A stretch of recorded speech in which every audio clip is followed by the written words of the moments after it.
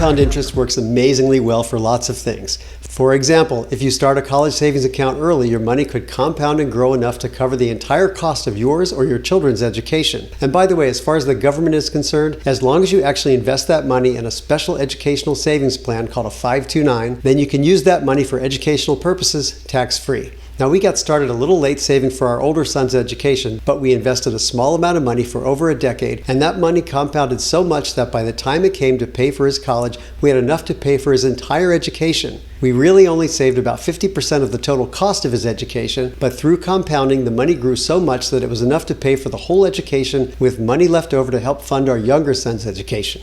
Now, it's important to know which types of investments compound. So, for example, a treasury bond will pay interest semi-annually, but that interest does not compound. It's because you buy a bond at a certain price for a fixed period of time, and there isn't a way for the interest paid on the bond to get reinvested in the principal. Now, at banks, interest is most often compounded daily or monthly. So, for example, when you have one of those 5% savings accounts that compounds monthly, that just means that the bank will add 0.41% interest to your balance, which is 5% divided by 12 months. If you have young kids, start investing a small amount per month in a retirement account like a Roth IRA for them, and keep it going until they get into the working world and can take over making those $160 a month contributions. The earlier you start, the faster your money will grow, and you'll set them up for the future. See you Sunday.